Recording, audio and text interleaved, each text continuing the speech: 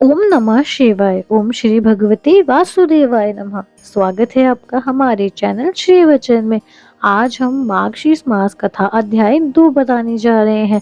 राजा के ऐसे वचन सुनकर तपस्वी कहने लगे कि हे राजन, भगवान सूर्य बहुत शीघ्र उदय होने वाले हैं, इसलिए यह समय हमारे स्नान का है, कथा का नहीं। सो आप स्नान करके अपने घर को जाओ और अपने गुरु श्री वशिष्ठ जी से इस महात्म्य को सुनो। इतना कहकर तपस्वी सरोवर में स्नान के लिए चले गए और राजा भी विधि पूर्वक सरोवर में स्नान करके अपने राज्य को लौटा और रानीवास में जाकर तपस्वी की सब कथा रानी को सुनाई।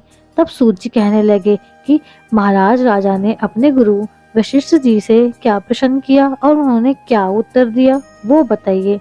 व्यास जी कहने लगे, हे सूत जी, राजा दिलीप ने रात्रि को सुख से सोकर प्रातः समय ही अपने गुरु वशिष्ठ जी के पास जाकर उनके चरणों को छूकर प्रणाम करके तपस्वी के बताए हुए प्रश्नों को अति नम्रता से पूछा कि गुरुजी, आपने आचार, दंड, नीति, राज्य, धर्म तथा चारों वर्णों के चारों आश्रमों की क्रियाओं, दान और उनके विधान, यज्ञ और उनकी विधियां, व्रत, उनकी प्रतिष्ठा तथा भगवान विष्णु की आराधना अनेक प्रकार से कथा विस्तार पूर्वक मुझे बतलाइए। अब मैं आपसे माघ मास के स्नान के महात्म्य को सुनना चाहता हूँ। सो हे तपोधन, नियम पूर्वक इसकी विधि समझाइए। गुरु वशिष्ठ जी कहने लगे कि हे राजन, तुमने दोनों लोकों के कल्याणकारी, वनवासी तथा गृहस्थियों के अंतकरण को पवित्र करने वाले माघ मास के स्नान का बहुत ही सुंदर प्रश्न पूछा है। मकर राशि में सूर्य के आने पर माघ मास में स्नान का फल गौभूमि, तिल, वस्त्र, स्वर्ण, अन्न, घोड़ा आदि दानों तथा चंद्रायन और ब्रह्मक्रूच व्रत आदि से भी अधिक होता है।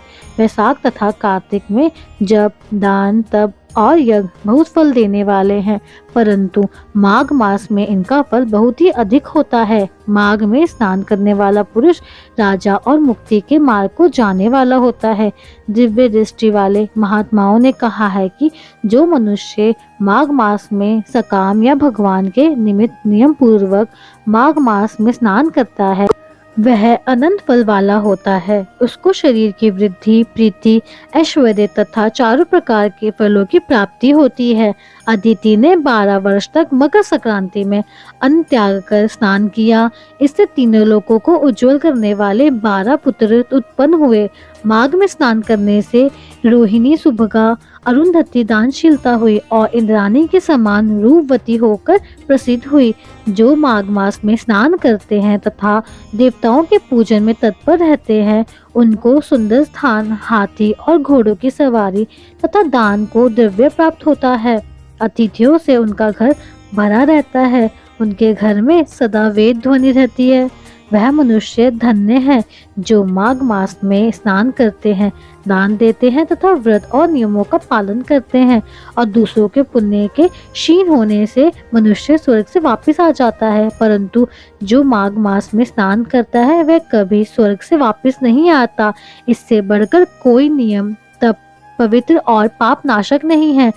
भृगु जी ने मणि पर्वत पर विद्याधरों को यह सुनाया था। तब राजा ने कहा, ब्राह्मण भृगु ऋषि ने कब मणि पर्वत पर विद्याधरों को उपदेश दिया था, सो बताइए। तब ऋषि जी कहने लगे कि राजन, एक समय 12 वर्ष तक वर्षा न होने के कारण, सब प्रजा क्षीण होने के कारण संसार में बड़ी उद्विग्नता फैल गई। हिमाचल और विंध्याचल पर्वत के मध्य का देश निर्जन होने के कारण श्राद्ध, तप तथा स्वाध्याय सब कुछ छूट गए। सारा लोक विपत्तियों में फंसकर प्रजाहीन हो गया। सारा भूमंडल फल और अन्न से रहित हो गया। तब विंध्याचल से नीचे बहती हुई नदी के सुंदर वृक्षों से आच्छादित अपने आश्रम से निकलकर श्री भृगुजी ऋषि अपने शिष्यों सहित हिमाचल पर्वत पर गए। इस पर्वत की चोटी नीली और नीचे का हिस्सा सुनहरे होने से सारा पर्वत पीताम्बरधारी श्री भगवान के सदृश लगता था। पर्वत के बीच का भाग नीला और बीच बीच में कहीं कहीं सफेद स्फटिक होने से तारों से युक्त आकाश जैसी शोभा को प्राप्त होता था। रात्रि के समय यह पर्वत दीपकों की तरह चमकती हुई दिव्य औषधियों से पूरित किसी महल की शोभा को प्राप्त होता था। वह पर्वत शिखाओं पर बांसुरी बजाती और सुंदर गीत गाती हुई किन्नरों तथा केले के पत्ते की पतकाओं से अत्यंत शोभा को प्राप्त हो रहा था। यह पर्वत नीलम, पन्ना, पुखराज तथा इसकी चोटी से निकलती हुई रंग बिरंगी किरणों से इंद्रधनुष के समान प्रतीत होता था। स्वर्ण आदि सब धातुओं से तथा चमकते हुए रत्नों से चारों ओर फैली हुई अग्नि ज्वाला के समान शोभायमान था। इसकी कंदराओं में काम पीड़ित विद्याधरी अपने पतियों के साथ आकर रमण करती हैं और गुफाओं में ऐसे ऋषि मुनि जिन्होंने संसार के सब कलेशों को जीत लिया है, रात दिन ब्रह्मा का ध्यान करते हैं और कई एक हाथ में रुद्राक्ष की माला लिए हुए शिव की आराधना में लगे हुए। पर्वत के नीचे भागों में जंगली हाथी अपने बच्चों के साथ खेल रहे हैं तथा कस्तूरी वाले रंग बिरंगे मृगों के झुंड इधर उधर भाग रहे हैं।